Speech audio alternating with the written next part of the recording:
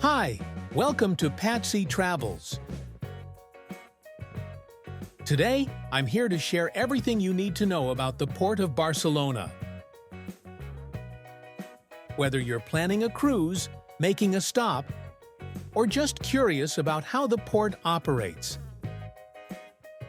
I've sailed from this port multiple times, so I'll share some insider tips to make your experience as smooth as possible.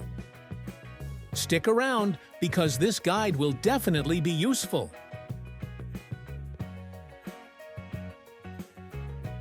Barcelona's port is one of the largest in the Mediterranean, making it a key destination for cruises. But what's great about it is its proximity to the city center. This means you can easily explore the heart of Barcelona before or after your cruise, or even if you just want to take a stroll around the area. Let's start with the basics. The Port of Barcelona is one of the largest in the Mediterranean, making it a top choice for cruises. Its convenient location means that if you're staying in the city center, getting to your terminal is quite straightforward. However, keep in mind that while Terminal S at the World Trade Center is within easy walking distance, the terminals at Adosat Quay, A, B, C, D, and E are a bit farther away, about a 40-minute walk or a quick 5-minute ride on the shuttle bus. That said, on busy days, the shuttles can get crowded, so I recommend allowing some extra time to ensure a smooth start to your journey.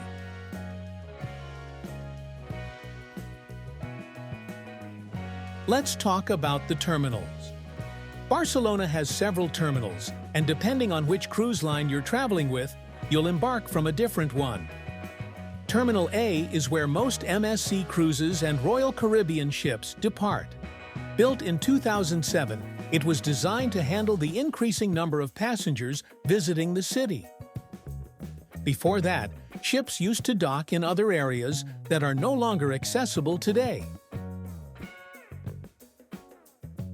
Terminal B is quite similar to Terminal A and is usually used by various cruise lines depending on demand. Opened in 2008, it's one of the busiest terminals during peak season.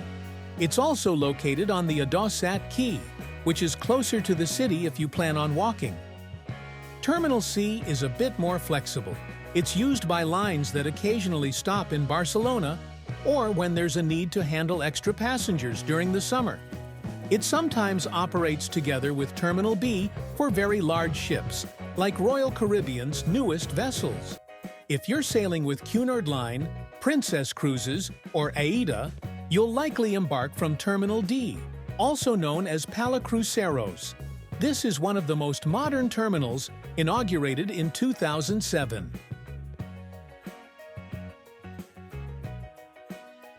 Now, let's move to Terminal E, one of the newest additions to the port. Opened in 2018, it was built to accommodate the growing number of cruise passengers arriving in Barcelona each year. This terminal is ultra-modern, equipped with cutting-edge technology to efficiently handle large ships. Terminal E is mainly used by Costa Cruises, which operates several Mediterranean routes from here.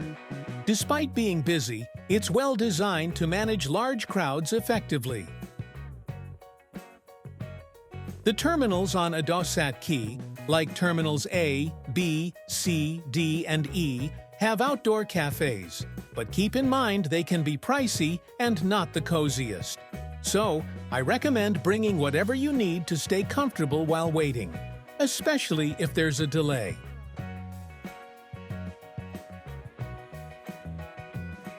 Terminal S, located at the World Trade Center, is ideal if you're already in the city center since you can walk there. This terminal mainly handles Virgin Voyages and smaller ships like those from Viking Cruises.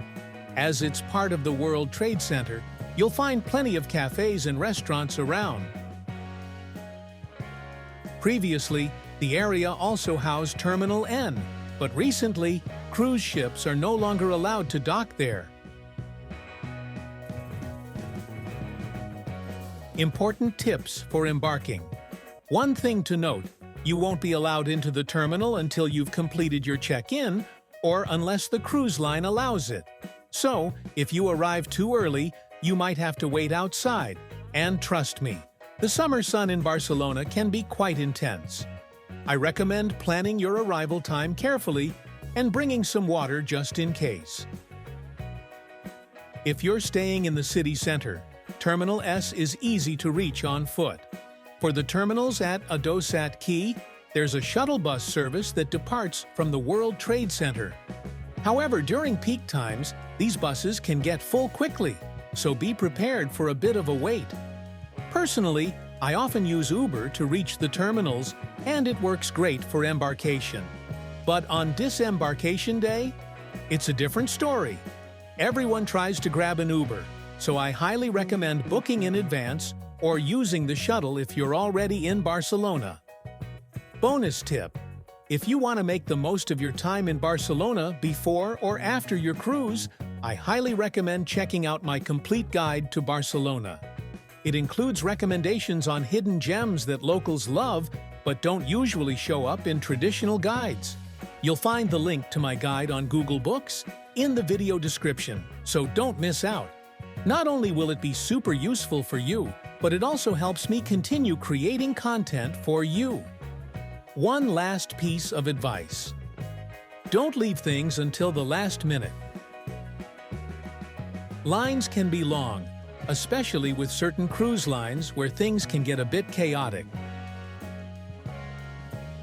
Plan your time well, especially if you have a flight or train booked right after disembarkation. I learned this the hard way, but you don't want to miss your flight because of an unexpected queue.